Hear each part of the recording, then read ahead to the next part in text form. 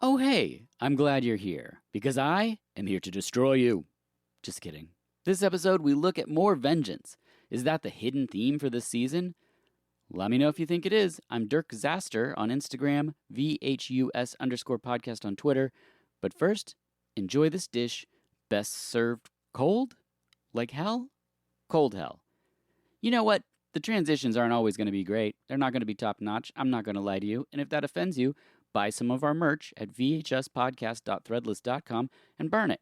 You know what? Really show me. Buy a ton of it. Buy a lot of our merch at vhuspodcast.threadless.com and just give it to your enemies. Make them look like they love our podcast. I won't tell you how to do your vengeance, but definitely buy a lot of things at vhspodcast.threadless.com and really stick it to this guy, Dirk Zaster on Instagram. Like and follow. But first, listen to this episode because Lindsay rocks and I love this movie. Enjoy. Innocence can be hell.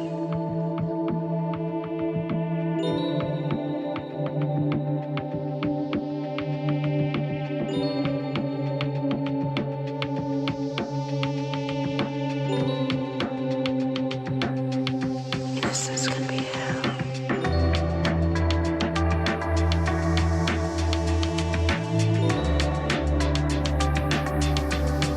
Can be hell.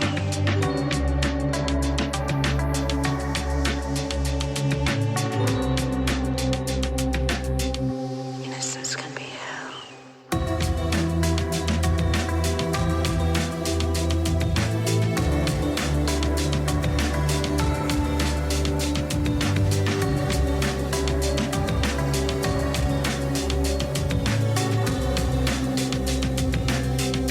Innocence can be hell. Greetings and salutations. This is VHS, and I'm your host, Dirk Marshall. My guest for this episode is host of the Schlockenow podcast. It's Lindsay Wilkins. Welcome back. Hello, thank you for having me. It's been a little while. How have you been? I have been good. No, I think the last time I was on VHUS, I was coming down with COVID. So I Oh, was, no. yeah, I was just like, okay, you'll get through this, it'll be fine. And then I went back to bed. But no, it's been too long. And I have, I'm very happy to be here. Yeah, I just enjoyed your Child's Play episode today. Very good. I did not know that there was a Child's Play movie. I mean, I knew the one Child's Play, but I didn't know that one. There's a mini series, like a thing we're doing at the beginning of the month where we're choosing two hopefully different movies with the same title. And in everyone knows Chucky's Child Play, but not many people knew that Sidley Lumet directed a Tony Award-winning play called Child's Play.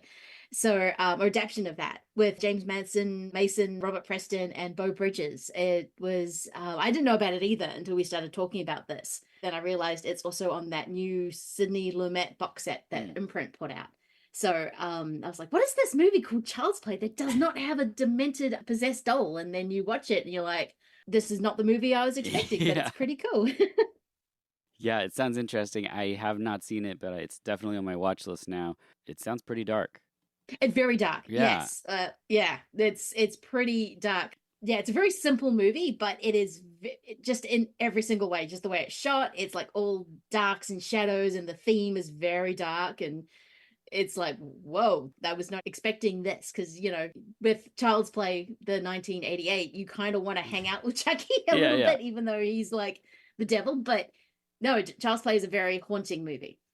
When I think about Child's Play, I think about the casting decision of Brad Dourif and about, I don't know if it would have worked with anybody else. He wouldn't have been as cool, right? Because it's got to be Brad Dourif. I don't know. It has to be. Yeah, because even his daughter Fiona Dourif is now kind of taking on the mantle and going with the thing. So it's now, it had to be Dourif. If they did not choose Brad Dourif as Chucky, I don't think you would have the franchise as you would now. Yeah, it's like Robin England and Freddy Krueger. The right casting meets the right monster. Mm-hmm. Yeah, or Tony Todd in Candyman. I mean, Exactly. Yeah, it's interesting to think about what the way the character looked on a page and what this actor brought into the role. It's like Yes. fascinating to think about. Have you seen anything good lately? I have, and because I am chatting with you, I have to sort of bring up Tran Un Ung, I'm butchering his name's latest movie, The Taste of Things, which might have to go in the pantheon of some of the best food movie I have ever seen. Oh, I know what you're talking about. This is the new Juliette Binoche movie. Yes, yes. It was France's choice for their contender for Best International Feature. Hmm. I know that, of course, The Zone of Interest was going to win, and people were upset that France didn't put forward Anatomy of a Fall, which is a great movie, and Sandra Bullock gives an all-time great performance. But I would like you to consider Juliette Binoche cooking spare ribs, and it's absolutely beautiful. I mean, the first 40 minutes is literally watching people cook and with their hands. It's very textural. It's all Hmm. set in the 1890s in France about two cooks. Well, one's the cook and one's kind of the menu guy. But they make all these amazing meals that are just seriously, there's a baked Alaska that will change your life. Love it. And it's about their relationship and how they work together. And it's a really gorgeous movie. I would recommend anyone, even if you kind of think you like food. This is like Little Forest, or I'm forgetting the name now, the amazing Japanese one, where you can kind of smell the food, Yeah, like the yeah. noodles and everything like that. Uh-huh. It's one of those movies. Yeah, Tampopo, is that what you were thinking of? Yes, Yes. Tampopo, thank you. Yeah, not that I haven't seen that movie 5 times and have Fred Herring sitting downstairs or anything. Right. Yeah. Yeah, I've seen it. I've passed it a couple times and I just haven't pressed play yet, so I will probably put that on this evening. So, thank you for that. I wanted to mention a movie that I saw, which is She is Conan, and there it I've been meaning to see is. this. Yes. I don't, again, I'll mention this in another episode at some point in this season. It's a Bertrand Mandico film. I love Bertrand Mandico stuff. It's like 100 minutes, and it's this character dying kind of unto themselves just 6 different times while time jumping with a character who has a dog face. And it's like a science fiction, like sword and sandal. It switches to modern time. It's really crazy. It's black and white, flashes of color. It's very its own thing. But I had a great time, and this release from Altered Innocence, which is turning out to be a really amazing label, they're releasing tons and tons of cool films. Ooh. It's just gorgeous. I mean, I love metallic foil on a slipcase. I mean, It's a gorgeous disc, it's yeah. just so beautiful. So I just wanted to give that some props. I tend to repeat myself in these seasons, but I can't help it. She is Conan. It's worth checking out. I will definitely do that. No, I've been meaning to actually check that out for a while. So thank you for the push. Yeah, should be up. I mean, it's definitely not going to be for everybody at all. Like my wife was like, how's your movie?" Which is a nice way of her saying, "I don't like what you're watching." But My partner's, is this Italian? I'm like, actually, no, but I get why you'd ask that. yeah. But you know, if you watch the trailer and you're done with that, that's probably a good barometer for the film. But Yes. excellent. Well, this season continues with past guests choosing films from my wish list, and you chose Die Hole, aka Cold Hell. What was your reasoning for that? I've heard you talk about this film a couple of times. This is a movie that I have been meaning, much like She is Conan, have been, well, longer because this movie came out in 2017. It's a movie I've been meaning to watch for a while, but keep forgetting to watch it. And when I saw your wish list and I saw Cold Hell, I was like, you know what? I really want to watch Cold Hell, and this would be the perfect excuse for me to go, let's click on it. So that and a chance to hang out and talk with you. So that was my two reasons for choosing Cold Hell. Oh, well, thank you for that, and thanks for choosing it. I had completely forgotten that I had done notes for this film twice before, because 2 times before, I had a cab driver or a Lyft driver on the line for the classic VHS format where they have the profession portrayed in the film, and both times it fell through. And so I Oh, was like finishing the notes for this episode, and then I looked in the old program I used for notes, and I was like, oh, yep, there it is. Wow, okay. So. so you've seen this movie a couple of times now, I'm guessing. Yeah, I mean, I'll just show part of my cards right now. I've probably watched this movie more times than any other movie in the last 10 years. Oh, wow. Yeah. So we'll get into this. Yeah. For those that aren't familiar, it's a German-Austrian thriller from 2017. It's exclusively on Shudder, although you can rent it on YouTube, and there is a Blu-ray, but it does not have English subtitles. I don't know why. I want it so badly in my collection, but instead I have to keep renting it.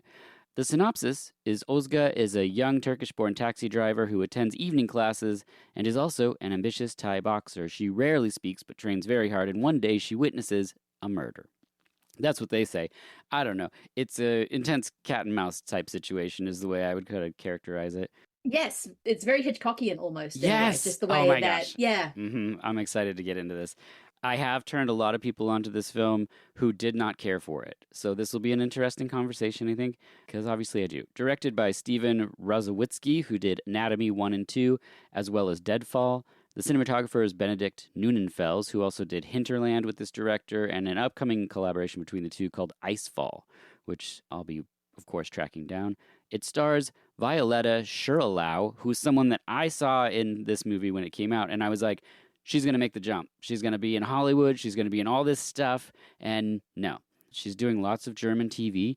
Basically, that's it. I can't believe it, but that's where we are. We have Tobias Morietti, who is in Kommissar Rex, which, as far as I can tell, is a police dog TV show that's been on for quite some time in Germany. Oh, that guy! I know that show. I have never seen it, but I do know of the show. Apparently, I had watched an episode when I had previously done the notes, because when I saw Commissar Rex, I was like, the police dog? And then I was like, oh, wow, okay. He's done a lot of other television. And then Sammy Sheik plays the killer in this movie, who is also in Transformers Dark Side of the Moon, a movie I didn't see. But so he did some work in the States, again, a lot not. So let's press play on Cold Hell. We first see Violetta adjust the rearview mirror and hear a customer say that they won't be paying for sitting in traffic. We hear sort of film noir-esque jazz tunes as we get our credits. We see party bros, businessmen, couples. It's an interesting opening, I think, to the film, because it kind of sets this like moody vibe that kind of permeates this thing that is touted as an action movie, but I think offers a lot of other things.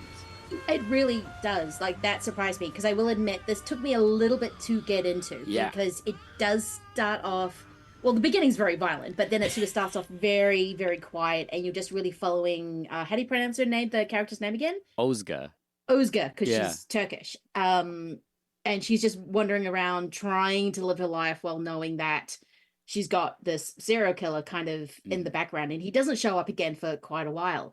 And the fact that she doesn't speak is really frustrating, even though as you watch more of the movie, you understand exactly why she is what she is. Yeah. It's meant to be this kind of action, which when it's action, but it's sort of those first 3 minutes when you got the opening credit, it feels like Taxi Driver in a way. Like the director's going, okay, you got the jazzy kind of score, the neon wire, which is how Taxi Driver opens, and you don't know much about this person, that she's very watchful, she's very intense, she could be a bit of a Travis Bickle kind of character in a way, and I think there's a nice juxtaposition in that you go, oh wait, she chooses not to be, which is nice, and then you fall in love with that apartment. Yeah, it's very moody, and then but there's multiple, which is I love a movie with multiple genres. You give me a movie that's a drama, a love story, a horror, an action sequence. I mean, we'll get to the action sequence in the middle, which surprised me because I was not expecting that Holy action smokes. sequence Yeah. right then, and it's like, oh, and we're still going.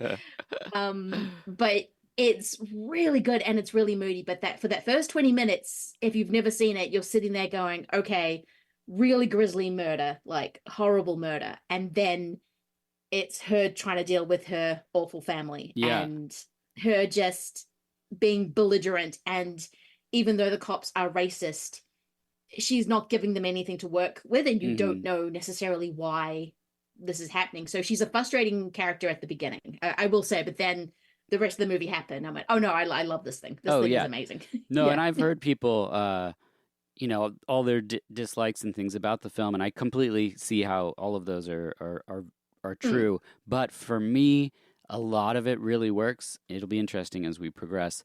She rolls up on two bros having a conversation. They're blocking the road. We next see a woman in a window disrobe, and it cuts back to Ozga. She says for the men to move, and they keep ignoring her. This is intercut with this pink room, and a man approaches the disrobed woman. And, you know, you're kind of like, okay, what's going on here? And then back at the car, the man calls her the C word a couple times. And then we're back in the room, and the man bashes the woman's face against glass, throws her to the ground. And then it cuts back to Ozga, who elbows and knees the dude, rams him up against the car, and then insults the other dude. And then she gets back in her car, and they take off. And then we cut back to the room before we even really have a chance to be like, oh, Asuka rules. And Yeah. then the woman's bound, and she looks up and sees boiling oil, and the killer's warming a knife over the hot plate. And it's just like the way that those two things are intercut is almost so bittersweet because you're introduced to the side of this character who's going to be our lead, but you're also seeing awful murder at the same time. And you're just like, oh my gosh, how am I supposed to feel right now? It's really pretty intense. Yes, I mean, ultimately, this movie is about violence against women. Yeah. And when you meet Oscar, she is not a woman who is going to take any shit from anyone. She will knee you in the groin at Yeah. first opportunity. If you try and annoy her when you are sparring with her, she'll break your nose. So she's that kind of woman. She is not going to take anything. And to have that kind of her just taking on those two lads who are kind of deserve that. Oh, they completely I mean, deserve it. Every guy deserves it in this movie. Every man deserves it when he gets in this movie. But it is, they kind of just being dicks for dick's sake. Mm-hmm. And so when she's showing that she is stronger than them, they call her crazy, they call her thing. And then you see this brutal murder of a sex worker.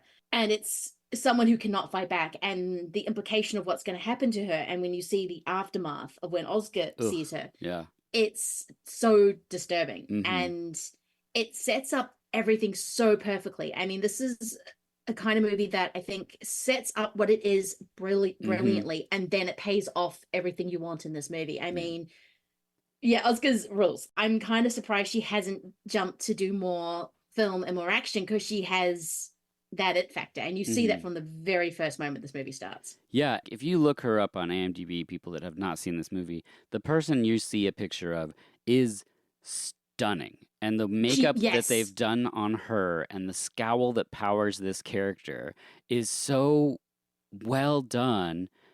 It's just like, it's super impressive. When she smiles, you're just like, whoa. She does it like twice, yes, like in the whole movie. Yeah. She's just so driven by scowls. And I love, one of the things I love about this, we'll just get into it right now up top, is that no character is just one thing. Like in a lot of action movies, if you have a strong female character, she's a super badass or whatever, but there's not like layers to it, and they don't go into family dynamics and things with just like sentences, just a sentence in the dialogue, and you're just like, oh wow, I know everything about this character. And I love that every single person they introduce has either some deficit or something that's happened to them, some damage that they carry. It's just really interesting because an action thriller like that usually doesn't have that. You know, it's just like, if you're a bad guy, maybe, but they're not like, here's this person, this is who your hero is. And they got some good days and bad days, I guess. Yeah, even her cousin, who kind of gets these shades of nuance. Like, she is a complete mess. She's not always the best mother all the time. Definitely not the best. Well, she cheats on her husband constantly. Yeah. But she still loves him. She goes, no, I actually love this asshole at the end of the day. But she always cheated on him. She's like, yeah, that's not the point. So you kind of get this picture of this marriage where these two people ultimately, and he's just as bad. So I'm not sort of saying that fight scene's incredible, because I think they're the couple who likes fighting. Yes. But it's kind of ultimately, it's the woman who have to stepping up to to keep doing things. Well, actually, it's Oscar. No one's stepping up except for what's his name, the German cop dude, and Tobias Moretti, I think, and Violetta. Those are the only ones that are actually stepping up in this situation. Everyone else doesn't want to deal with anything that is happening. It's whatever the easiest route is, they will do that. Yeah, and even the introduction of Tobias, he's not like a knight in shining armor. He's kind of a jerk. He's a jerk, you know? And it's just like, you don't only see softer sides of him later on, which we'll also get to how fascinating that is in a movie like this. But back in the film, Ozga pulls into the garage. We meet Samir, her boss. He's her cousin's husband. He can't find her. Ozga returns home and smells something strange, which is a terrifying thought when you've just seen boiling oil and a person about to be injured.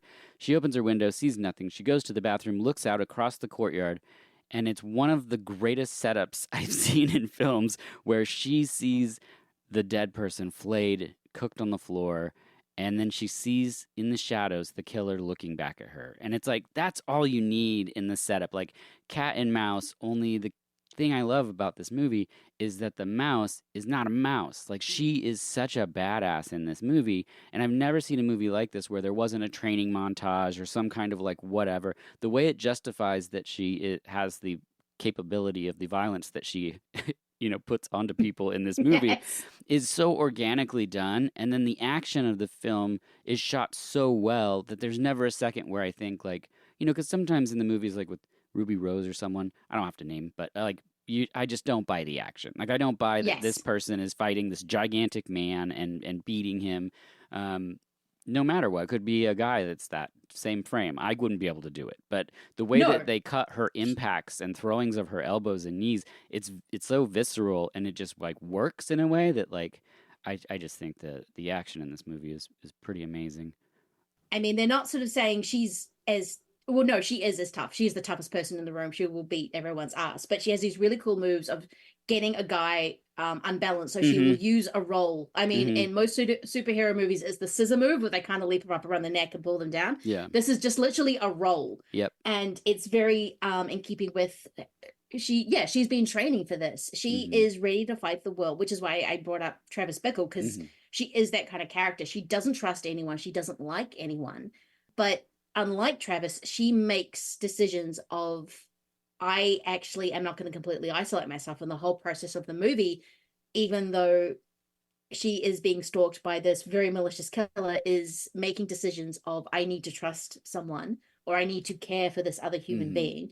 So I'm going to make those decisions. And within that, she kind of does create a family and support network within that, which kind of makes the movie so much cooler. It's not... Oh, yeah. Yeah, I mean, it's her against the world, but she does have the support network now, which you feel like, oh, she's in a much better place from where she started as to where she is now, kind of thing. Yeah. Yeah. And it has like these little subtle moments too. Like she sees the outline, the silhouette of the killer, and then she reaches behind her to try to turn the light off by pulling the cord, and she can't find it, but she can't remove her eyes from the killer. It's just a subtle little thing, and she turns the light out, and then you can see her silhouette. It's shot so well. I just love it. And also very Hitchcockian, that beginning of just the rear window of just seeing something but not seeing the whole thing, but now, I'm completely in danger. And just her just trying to go. Yeah. So you can tell she's quick thinking. She's like, shit, he can see me. Yep.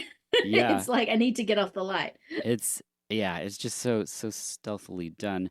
Smash cut to the cops being there. We're introduced to the main cop Tobias plays. We learned that she does Thai boxing. She asks for protection, but they offer none. And the next day, she leaves, goes about her daily routine, heads to the gym. This is stuff that would probably be on the cutting room floor of just an action movie. Like, there's a lot of this movie that I think makes it unique that a lot of people have issues with. I think it being there is the reason that makes this movie so much better than it should be. A new guy is at the gym. He's a cocky prick and is paired with her to spar. And she breaks his nose in two places. It's so good. It's like, again, you deserve that, motherfucker. You were taunting her. You thought, oh, I'm in this thingy with this chick. I'm just gonna play around with her. And then she just comes in for the kill and he doesn't know what to do about it. It's so good. Yeah. And she messes him up really bad. She gets banned from the gym, and her friend Raina shows up, borrows her jacket, something that could never come back later. Ozga asks to hang out at her house for a few hours, and Samir and Raina have that fight that you were talking about. I mean, every dynamic in this film is just fractured and damaged, and there's no really healthy relationships till later on, maybe. Ozga heads home. She's laying on the couch, hears someone messing with her luck, which is just a terrifying thought when you're living alone in an apartment. She goes to peek out and then sees the eye in front of the door. Oh, it's so good. It's so good. But then luckily a neighbor frightens him away. So she packs her stuff, heads over to her brother's. The family dynamics there are also bad. Dad is no good. Everything in Ozga's life is just a weight that's just crushing her. So she goes to her ex that owned the gym, and he tells her she can't love anyone. And so she leaves. We see her taking kind of brutal. Yeah, we see her taking a night class.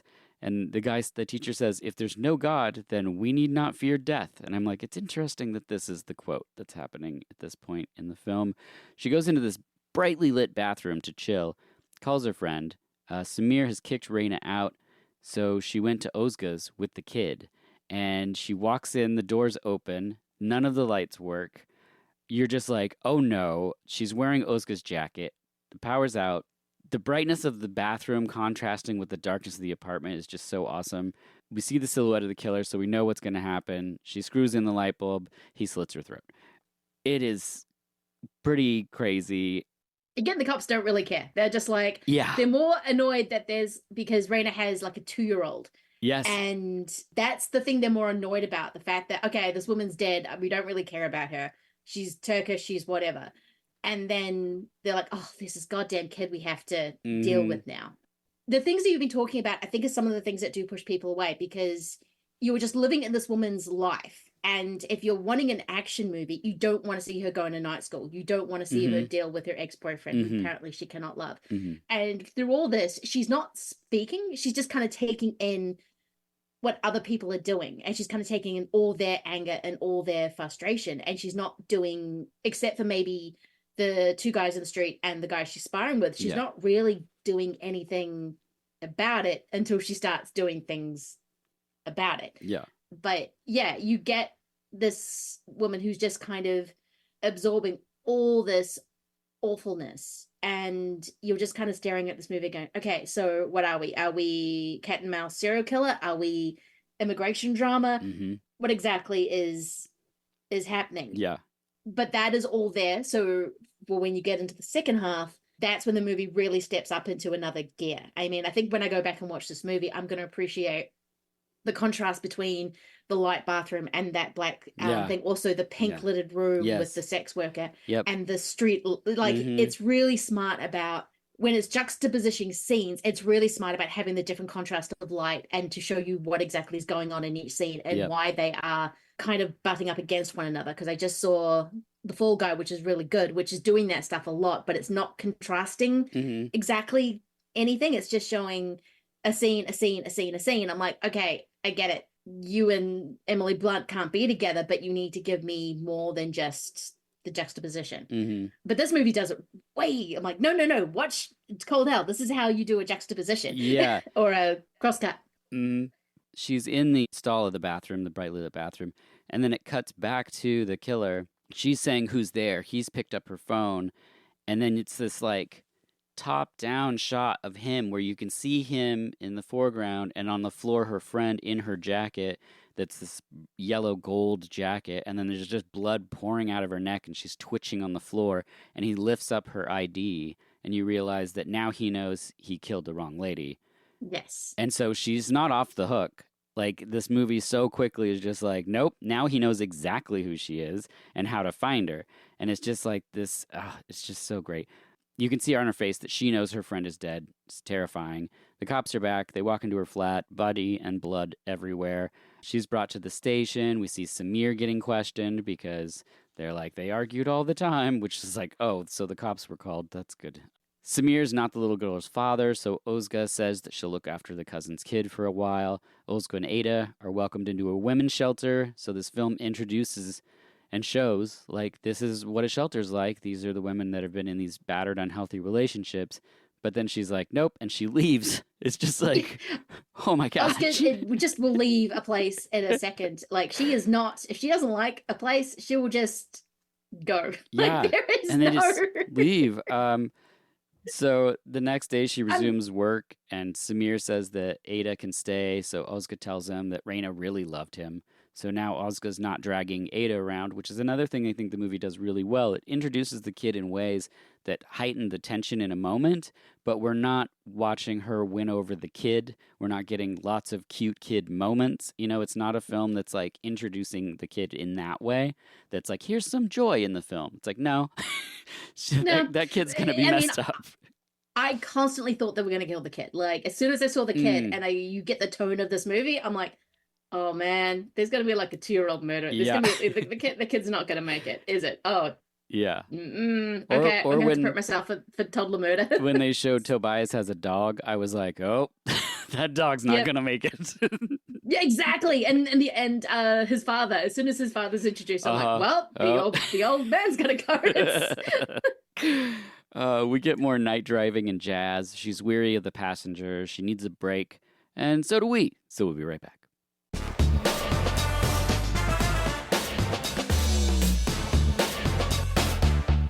RoboCop. Did I catch you in time? Are you still there?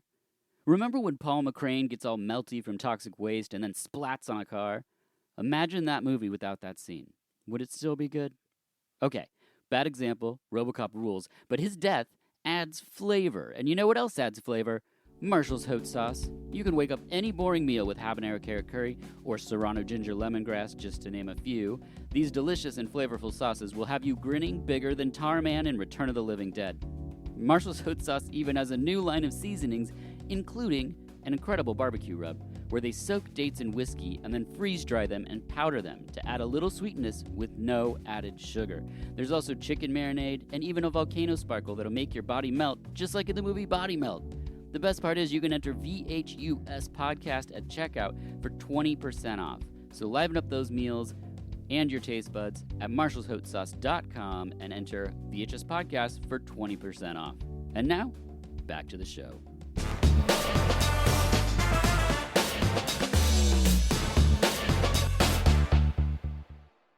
And we're back, and we see someone lurking in the back seat of her cab. Before we can even second guess on who he is, he's sliding on latex gloves, and then he drops her taxi ID on the passenger seat. Like, he's so confident, because he's murdered all these women, that he's just going to murder her too. And he's the killer, but he has no idea what Olga is. And out comes the knife, and begins the sequence that, honestly, the rest of the movie could just be completely boring, because this whole section, I was like on the edge of my seat. I couldn't believe it. He's stabbing through the seat. She's just speeding through the streets, crashing into things. There's like an intersection where she's dazed, and then the knife is on the floor. An oncoming car knocks off her door. So you think the sequence is over, and then the killer pops back up, choking her, and they speed off into traffic again. While he's choking her, by the way, and she's and also trying to get down to get the knife. Yes, she's throwing elbows. It's really crazy. The car rolls, throws her out. Then she's stumbling, bleeding, that's insane. and confused. That's an insane stunt, right? She really slides out of the car. I was just like, "What?" It's her, I think. Is it? I'm like, wait. Yeah. I had to rewind. I'm like, is that? Because they don't. Because sometimes you can tell certain cuts when there's a stuntman, and I'm like, I think she had to roll out of the car. Like, I don't think it was a budget for. I don't know the rules where they were filming, but there's stuff that Violetta does in this movie where I was like, oh my god, we didn't do that in the States, but oh my gosh. So she's thrown out, she's stumbling, she's bleeding, she's confused. Then he sees her and he's stumbling after her, but he's got the knife. And he slashes at her a couple times, and you're like, oh my gosh, she knees him. She gets cut so many times. And she goes over the edge and into the water. And we get cool underwater shots, hospital stuff, flashbacks. She comes to in the hospital bed, and the cops are there trying to rush her, but she just needs to recover. What did you think overall of this sequence of events that started in the car? It's amazing. Yeah. It feels like how an action movie would end. Like, that is the big kind of, and this is it. And it's at midpoint during the movie. Because I'm like, wait, we have another 40 minutes left? Yeah. But wait, what? But it is so good. And it keeps going. It's that amazing thing when you think an action sequence ended. And then it's like, oh, no. We've got this whole other way cool thing. And that's when the roll happens. And like, it's one of those cool things where they're using real cars. They're in the streets of Vienna somewhere. I don't think they're in the center of Vienna. I think Vienna would have gone absolutely not. No. But they're in Vienna somewhere, like rolling cars and doing damage. And you feel the cool thing about this movie is that you feel every cut she gets. I mean, the movie does do this thing where I'm like, really? Are you really walking around right now after this has happened? But we'll get to that moment very soon. But it's, she's awesome. But she's just trying to, it's just a matter of, I need to subdue this guy because he is going to kill me. And the fact that it's got knives through seats. I mean, it's not as crazy as, say, the car scene in the Raid 2 where he's like punching all 4 people on the seat and that kind of thing. Yeah. It's just keeps going, and you feel the speed and you feel the impact. Every single time she is stabbed, you feel it. She has these great bodily reactions of like, oh, I've been cut out. And that's, again, this movie does this really cool thing of showing you something, then showing you the impact of it afterward when she's in the hospital. Like, she goes through it. This is not someone who's like, oh, I've been stabbed several times, I'm fine. No, she's messed up. She's messed up. And the movie shows you that this woman needs time to recover, but she doesn't have the time because this man is still after her. This man is not going to rest. But I love the fact, as you find out who the serial killer is, he's awful. So he just thought, oh, I can kill this woman in a car, not Mhm. realizing that she is an absolute machine and Yeah. it will not, yeah, she will come for you. She is not scared of him, which I love at any point. She knows he's Yeah. dangerous, but she's not scared of him, even in the car. Like, she's just like, nah, Yeah. this is not happening. Yeah. And the next thing that happens in the movie, people have heard me talk about it, but if you haven't heard me talk about it, it's one of my favorite moments in film. And it's when Oska gets up and walks to the bathroom mirror, and Mm, we get this calm the moment I was music. talking about. Yeah. Yeah. And she undoes her hospital gown to reveal her long sutures. And then tension sort of builds within the music as she removes each bandage to reveal the extent of which she has been slashed and then stitched up. And you see these injuries, and then she looks at herself in the mirror and she says, I'm gonna kill you. And there's a huge Yeah. bass drop. And I'm like, I get goosebumps every time. I'm just like, yes, get him. Like, it's one of my favorite things.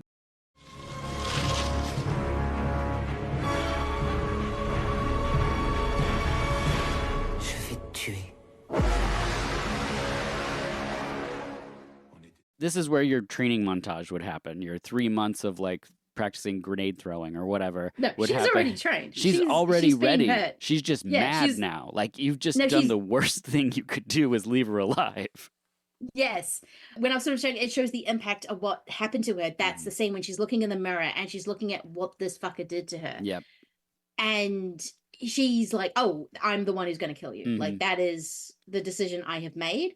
I am ready. This is what I've been training for my whole entire life, is to take all my rage out Mhm. on one person.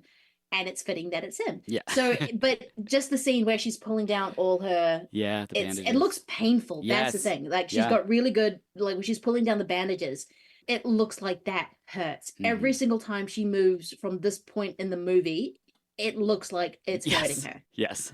Even when she's running, even when she's like kicking and punching, it looks like it's hurting her, which I absolutely love. Like, Yeah. she's a sold. smart enough actor to know, okay, I've almost died. I am broken. So now everything that happens to me, I need to show the audience that I am still in a Mhm. huge amount of pain. And yeah, I love it. Yeah. Samir visits Ozga and says Ada is at her parents' house, at Ozga's parents' house, and that he can't take care of her. So Ozga's roommate is also in the hospital, is dying of cancer, but keeps smoking. I love this character. Love it. Ozga looks at a drawing of the killer, says it's probably a 7 out of 10, but she wants Ada away from Ozga's dad. Just knowing the tone of the film, you already know the situation, and it's just very economical. That night, Ozga gets ready to leave, and her roommate in the room says, you can have my coat. I don't need a coat anymore, which is like, in an action movie like this, you don't expect such a smart and succinct way of someone saying, I'm going to die, than saying, Oh, well, no, but you get it beforehand, which is Yeah. like, you have lung cancer. Why are you smoking? Right. She's like, well, it's killed me anyway. Yeah. Like, why stop? yeah, Which I love, because even though she's just a side character with only a few lines, you know everything about this woman. mm-hmm. Yeah. And she's great. She's a great hang, actually, even though she is dying. She's just, well, I'm going, so I might as well just enjoy the Yeah. few pleasures I have left. I don't need my coat. I don't You need a take coat. it. I'm not Like, going outside again. what am I gonna do? Yeah. Ozga heads straight to her parents' house. I'm sure more chuckles will happen Oh, the here. scene's brutal. Her mom is like, why are you packing things? Her mom won't move, so she shoves her mom. Her dad slaps her. He's had a stroke, so it's not exactly brutal. She calls him a child fucker and says, Mom, come with me, and the mom won't. And it's just like, oh my God. That's the brutal part of it. It's so not intense. It's so intense. It's not the fact that you're finally able to confront your father and he's had a stroke. So he's kind of useless. It's not like, well, he maybe could because he's still an awful human being, Mhm. but he's kind of at this lowest point. She kind of says to him, like, I know what you are. Like, Yep. You obviously know what happened. But the fact that the mother doesn't go with him after Yeah. she has obviously said that, so you assume that the mother's already known about, I don't know, you just get that, oh, this is not good. Get that child out of that apartment immediately. Whatever's happening is not Yeah. right. Well, the mom's just like, then just go. And then you're like, ugh, her life is awful. Like, she's stuck with this terrible person. She knows everything that happened, yet she's going to take care of him. It's just, ugh, so brutal. Yeah, it's not a fun scene, that one. You're just like, oof. Yeah, yeah. Next, she calls the cop, but an old man answers, And we learn that's the cop's dad, and he has dementia in one of the most delightful turns in the film. Oh my god. He's This is great. this is when I started loving the movie. When Yes. she got to the apartment, I'm like, oh, I could have a whole another 2 hours of those four in the apartment just hanging out. And the weird thing is, when I think about this movie, I remember this stuff happening way before the super intense car sequence, because so much of the movie happens after that sequence that my brain's like, wait, we haven't even met his dad yet. Like, it's just like, and every time I watch it, it's like that. They stay one night, he says. The next morning, she sees the cop massaging his dad's legs, and he tells her that Ozga's dad's pressing charges for kidnapping. So now the police are searching for her and Ada. We learn the cop has a son, but he's in the States because his ex-wife couldn't handle the severity of the dementia with his father living there. So in every character, every single character, nothing great's happening. It's just everyone leaves. Everything the sucks story, for everybody. Everyone leaves. It's heartbreaking because up to that point, you don't know why she's trusting him, because he's just a dick most of the time. But he is the cop that actually wants to find who killed the sex worker. I think that's the thing that she's clocked onto. Oh, he actually cares about the victim. So I'm going to go to his house and I'm just going to, and she ends up staying there. He ends up going, okay, well, I know something's finky with the dad, with the granddad, or whoever that awful man is. So I can't let that little girl go near him. I trust this woman's instincts, because the way he goes, does this script, what is this thing out of 10 with the sketch? It's like it's a 7. And he goes, okay. Like, they already have got a bit of a shorthand going on. And then when you're in this apartment, you think that's the whole movie, and it's not. I mean, it's after the big car scene. So, but that house is so amazing. Yep. I love the dad and his obsession with the partisans of, he goes, oh, are you Serbian? Like, you know, the partisans. And he tells this awful story about entrails. And it's like, oh, no. Yeah. But he's delightful. And Yes. We learn that the killer is constantly traveling and killing Muslim women. Ozga and Ada take the dog to go pee in the park. Cops see them. A cop stops her, which is a big mistake for that cop, as she just lays him out, and then they set chase, which leads to a great sequence where the main cop's dog is just in the park where they'd seen him.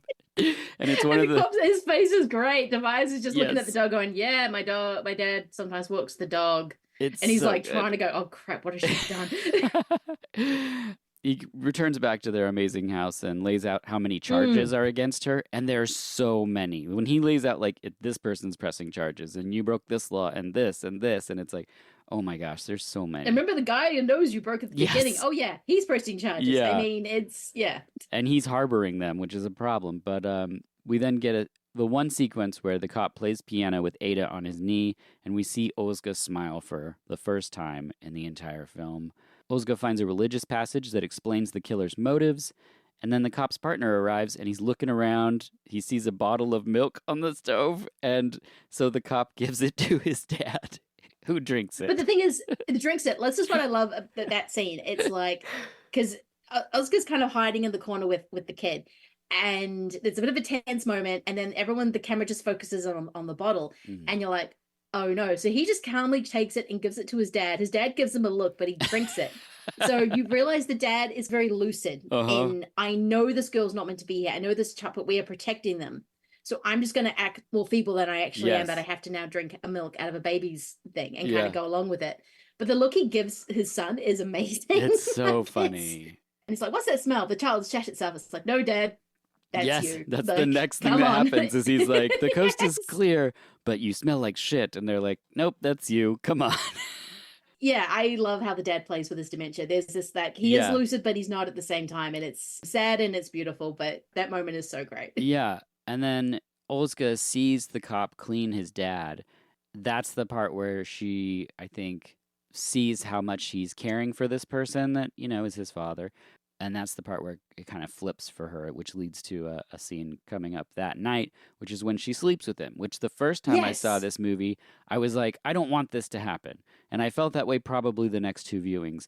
And then after the 3rd or 4th, I started to be like, but in her mind, it's so how joyless every single thing was. And now she's seeing someone who is a father care for their father in this. She's never seen this sort of care. I mean, you're washing the shit off your dementia dad's butt. It's like, that's the reality of life, and she sees this moment, and then I think that kind of flips things for her. And it's a kindness, because when she goes to pick up Ada her parents' house. She's still sleeping in this very kind of clunky stroller. Now, I know the realities of a baby. When they fall asleep, you leave them where they're asleep so they can fall asleep. But it doesn't look like there's a bed for Ada. Right. It just looks like they've just pushed her in a room in this the stroller doesn't go down. It's not, so you've got to think, oh, that's where she sleeps at night, is in this clunky stroller. Yeah. And so you get the idea that these parents are very cold and very brutal, and the fact that there is abuse going on as well adds to that. But just then, when you go to the most amazing Austrian apartment in the world that's filled with books and records and all the good things in life and coffee and he's kind, because he's the one who goes, oh, okay, we've seen this pattern with these murders that happened in Iran, that happened in all these Muslim countries. So like, okay, so he's Muslim, and that's when she goes to the Quran and gets the passage of like, you know, if the whore doesn't repent, she gets this. And so he's a religious fanatic and a misogynist. Okay, we know who this guy is. But the whole scene when he's got all the papers strewn around and she's just drawing on them, and he goes, oh, let's get you some other people to do some other artwork. But it's not telling her off. It's like, that's what a 2-year-old does. Yeah. They draw on the crime scene photos. As you would know. Yeah. You don't have crime scene photos, but you have had a 2-year-old in your house who is now older. But I'm assuming you came in and just saw some drawings on some things and you went, oh, yeah, walls, all kinds of stuff. walls and just... Yeah, for sure. They have a crayon, they have a surface, they'll go for it. Yeah. So it just shows that he's just kind. I actually love that when she decides, oh, I'm going to have sex with you, and she just walks in, scowl on her face, no pants. It's like, yeah, this is my move. Yep, that's what it is. It's great. Yeah, and then when she wakes up and sees Ada coloring on the crime scene photos, I was just like, yeah, I mean, that's a cop and a child. That's what's going to happen. The cop and Ozga notice a call came from the UN, so probably the killer works there. So yes. Before and why he's gone to different countries, because he's been going. Exactly. Yeah. So before the cop leaves, though, he says, if my dad tries to show you his dick, just yell at him. It usually helps. Oh, and the shitting's is a relatively new thing. Just keep asking him if he wants to go to the bathroom. Yeah, so he's already having the routine of he's used to her in the house. So now he's giving her, okay, this is how you take care of my dad. Like they're already partnering up in a way. Like he's taking care of the daughter, she's taking care of the father. It's a nice little mini family situation, which is why I'm like, sleep with the man. Just let's get this going. The cops arrive in the office of the killer. The cop calls Ozga, shows the phone to the killer so she can see his face, and the killer panics, grabs a pen, and stabs through the jaw of his partner.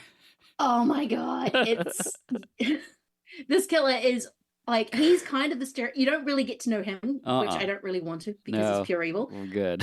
And he's one of those religious fanatics that goes, I read this one portion in the Bible, so therefore they're going to burn in hell. I'm going to show these women how they're going to burn in hell. And they're often sex workers and people that the system miss. So just the fact that he stabbed, I'm like, oh, okay. Yeah, it reminds you how brutal this movie actually is. Yeah. Catches you by surprise. Yes. Then the killer takes off, and Ozga has now seen the face of the killer again, so she hits the road. She's driving all crazy, trying to find him, spots him, chases him into a subway station in another great chase sequence into a subway car, and every time she can get close to him, she just dive bomb attacks him, and it is so brutal amongst people who are just trying to commute.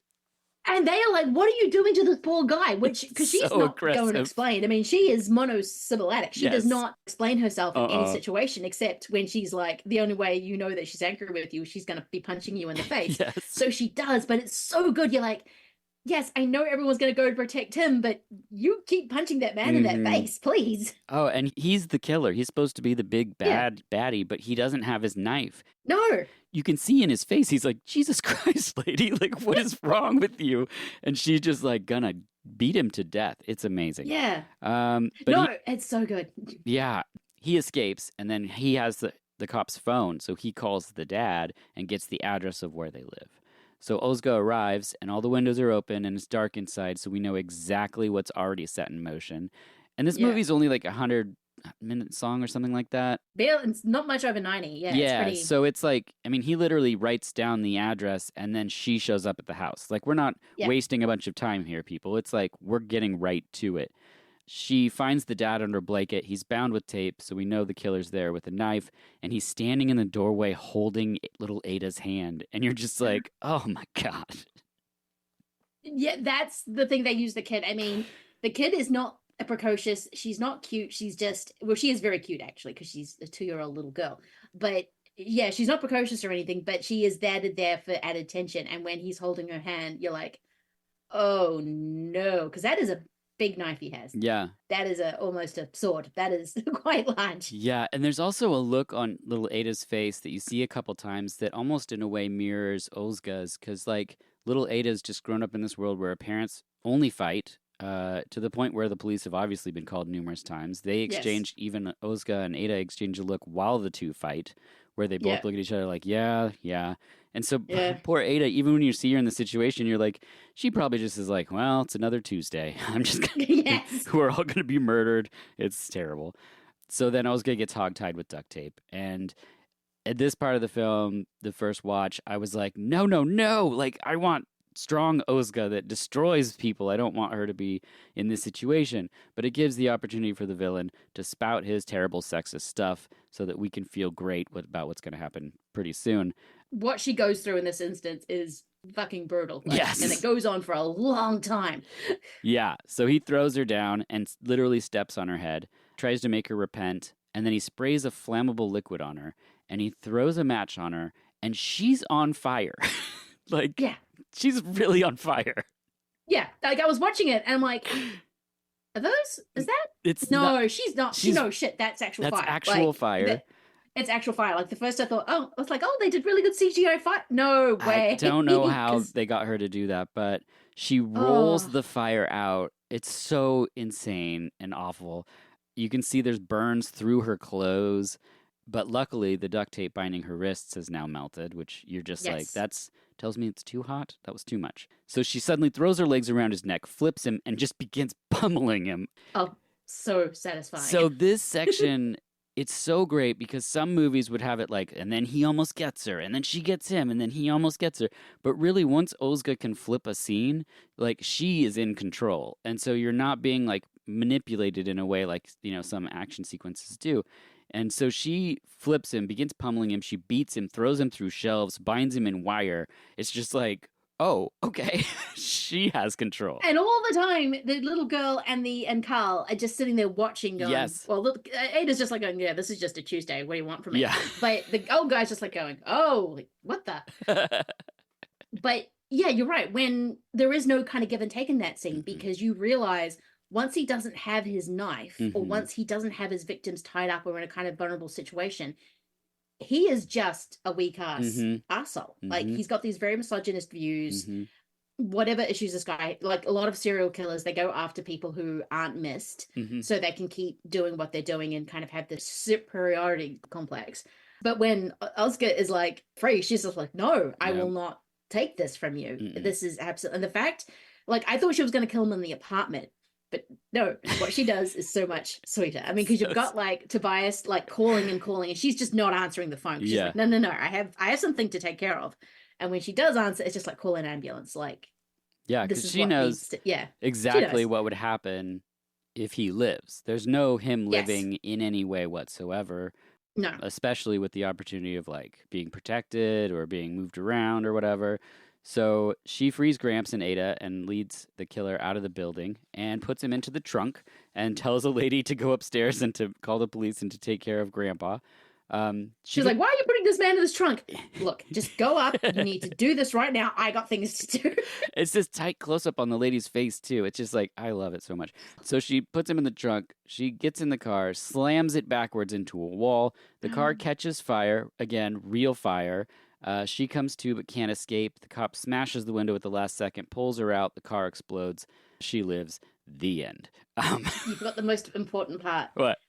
The Tobias goes, because she's semi-unconscious. I mean, she's been through a lot. She's been set on fire. She's been stabbed. You're right. And he goes, please stay with me. And she says, okay. Yeah. And that is how the movie ends. Yeah. And it's... And he's saying it like you would say to anyone that's unconscious and damaged, like you're wanting to keep them conscious so that, you know, they can be cared for by the paramedics. But there's a double meaning that we know of because of how their relationship has been, you know? Yes. Yeah, it's pretty awesome. And she agrees. And when she says, okay, it's been, I'm going to stay with you. Like, okay. She's not going to take off again into the night. I'm not going to take off again. Yeah. Because I was like, oh, no, we can't have Oscar die. I've been through. Yeah, because exactly. because of the way this movie starts, it sneaks up on you. Like, you were Mhm. just watching this woman go about her day. It's all horrible. She won't communicate to the point of frustration. But now you just know why. She just doesn't trust Mhm. anyone.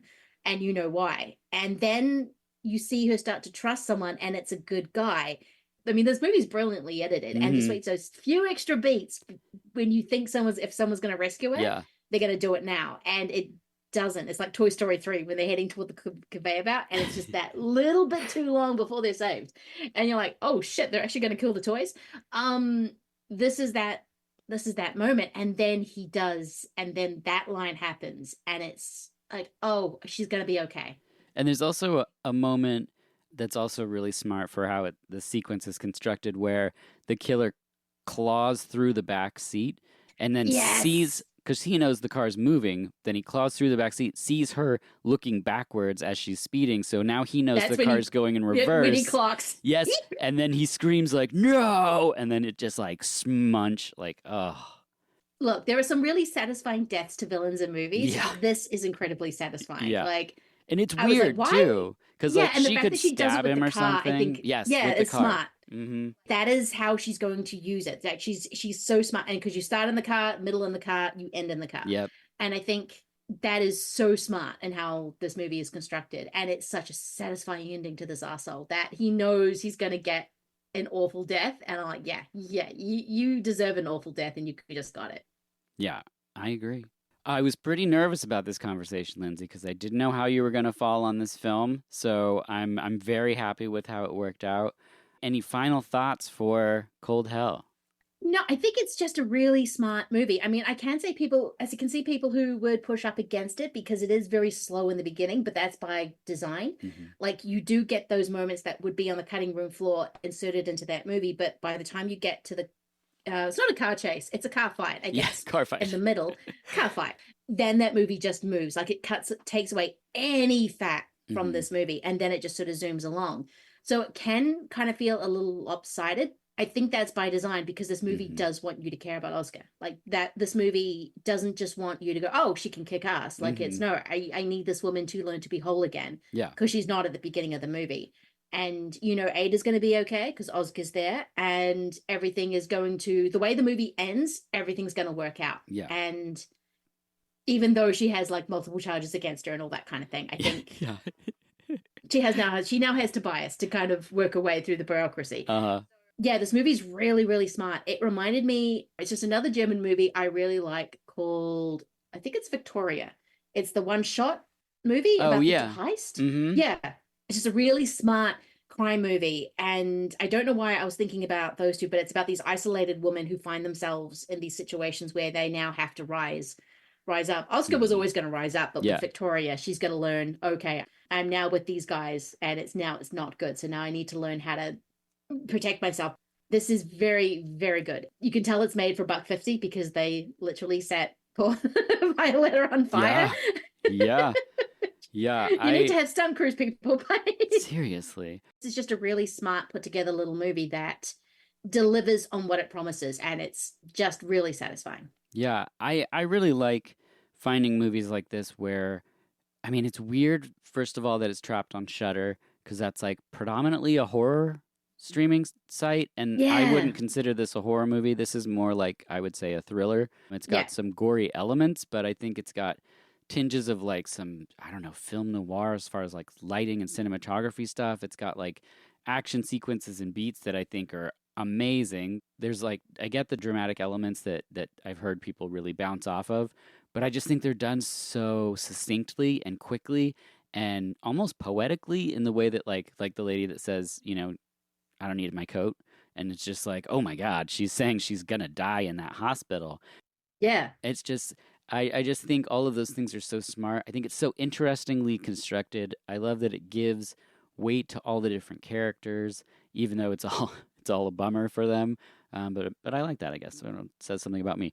And I, like I said, the action, the way that it's shot, so that you think like, oh, Ozga is this machine of fury that's just waiting for a target, and then when she gets it and then realizes like, I can unleash all of Ozga on you, then it's over, buddy. Like, that's you're toast. It really, really is. I mean, I love these sort of small produced genre mashups. It's Hmm. something that when I find them, I'm like, yes, I'm trying to find a movie. I know it was produced by Larry Fessenden because he shows up in it. It's called This Lonely Island or This Tiny Island. It's about a undocumented immigrant Hmm. who's living in New York. And it's literally kind of like a day in the life of it. It goes really nutty toward the end. You're just like, why? What? And then because she gets this job where she has to wear a black dress, they're all kind of lined up out of this room, and one by one they go in there for this party. And when you find out what happens, you're like, oh shit, that's intense. But it's that same thing. It's about this very isolated woman who has to try and get through the day. Now, Oscar is being trained, she's got a Sarah Connor-ness to her. Okay. Like Yeah. you can tell, it's like when you see Sarah Connor in T2, she doesn't Hmm. need to train. She's already Yeah. She's. there. Like Yeah. she's already ready to take on Yeah. Terminators. And that's kind of Oscar. But I love how wiry and how pale and how tired she constantly looks. There is Yeah. no, Yes. she's a beautiful woman, but she's done. Yeah. Like I She's love, yeah. over it. And Well, that's here. what I love about it. I love these kind of tiny movies where, say something like After Midnight, which is like this horror monster movie, but it's more of a love story between Mhm. this married couple. And yeah, I love when movies do that. And Cold Hell really fits into that kind of movie. And I think she's an interesting character because she does say so few words for a lot of the film, but to make that interesting when you're literally powered by constant scowling is it's really interesting. And I don't know how she unlocked the character in a way like that I find it so compelling. But I just believe in those moments. And it's interesting too that they choose for her to set the guy standing by the car right when he's being so misogynistic and a total jerk. She sets the guy in the ring, right when he's being a misogynist, awful jerk. But when it comes to her own father, she doesn't. She doesn't knock him to the ground. She doesn't elbow him in the face. She doesn't. It's like it's this one bittersweet thing that there's these little moments in the movie that I go, yeah, because that's kind of like life. Like that's Yeah. just, I don't know what this is like, so it's hard to imagine. yeah. But when you're abused by a family member, but you cannot cut your family off, Mm-hmm.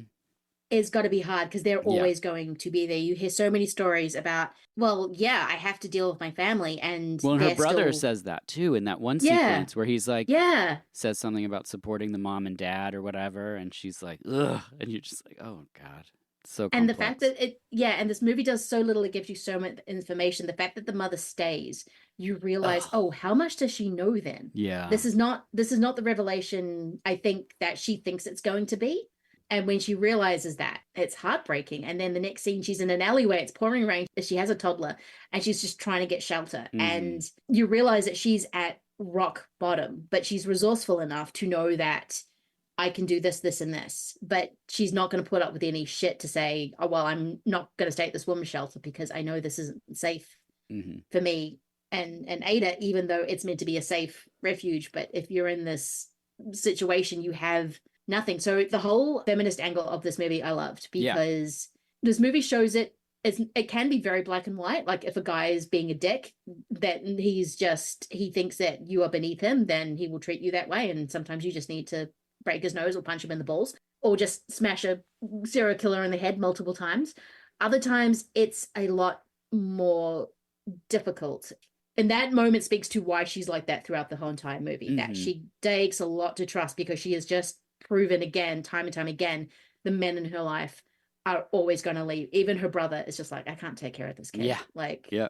yeah, I'm not the father, you're not the aunt. And yet she stands up and goes, someone needs to take care of this kid. Mm-hmm. Yeah, all the men leave. And then she meets one guy who's not going to leave. And I love that. It's Mm-hmm. finding hope in a world that is hopeless. I mean, this is a very street level movie. This is a movie where these are all working class characters. Mm-hmm. She's Turkish. So it sort of states she's already apart from society. Like every single cop, she goes, Yeah. no, I'm Austrian. Yeah, but you're Turkish. Like Mhm. they make that Yep. differentiate. I know the actor's not, I don't think the actor's Turkish. But they make that distinction of you are Turkish, therefore you are not Austrian. And she's like, well, no, I'm Austrian. Like Yeah. I may have been born in Turkey, but I'm Austrian. And I think it makes that very clear of isolating her very, very like to the point of she could have easily become the Travis Bickle kind of taxi driver. And she's just looking at everyone to see she could have turned that hate inward, but she doesn't. And that's why I think I love this movie, and why I will keep going back to this movie, is because sometimes you do want the happy ending in a movie. Sometimes you want everything to be okay, and that gives you that. Yeah, in a way that you also know it's not going to be okay, because everyone in this world is damaged, and and she's going to spend like months in court with all of these charges. Rehab. She's going to spend months in rehab and months in court. So like, Tobias is most likely going to lose his job because he's been harboring someone who's under suspicion. Grandpa's going to have to raise Ada. Or Ada takes care of Grandpa. I mean, it's just Cold Hell 2 is going to be a bummer. But that ending gives you that brief moment of actually, no, the world doesn't matter, which unfortunately it doesn't. You're still going to have your shitty parents, your shitty brother, the fact that your friend was murdered horribly, the fact that everyone still sees you as Turkish, and you're still going to be like away from society. Yeah. Have you seen Fremont yet? I don't know what that is. Oh, it's a movie. It's Iranian-American director. It's about an Afghani. It's getting compared to Jim Jarmusch a lot. Oh, really? It feels like a very 90s, it's black and white. It feels like a very 90s independent movie. Fremont, because she's living in Fremont, California. About this girl. She doesn't have the violence of this movie, but she's this isolated refugee who's just trying to find her way in the world and living in America. I think you might like that movie. I'll watch that for sure. All right. Well, I think we did it. I think we aptly covered Cold Hell. Let me just check my notes. Violetta is amazing. Yep, said it. I buy the action. Got it. Everyone's life's Men messy. are the worst in this movie, except for one. Got it. Yeah. Well, they do give you one, but he's not like squeaky clean. It's just one of those things I appreciate, is like that cop. He's just a decent human being, which is kind of what you want in the movie. You just want her to meet one decent human being. Someone that's decent. Yeah. Perfect. Well, Lindsay, thanks again for returning. Where can people find you? Oh, they can find me on all the pods at Shock and Awe. They can also follow me on most of the social medias, Instagram, Twitter, even Blue Sky. Letterboxd, I'm either Reading Geek or Schlock and Awe 1. That's where you can find me. Perfect. Well, thank you for watching Cold Hell, and thank you again for returning.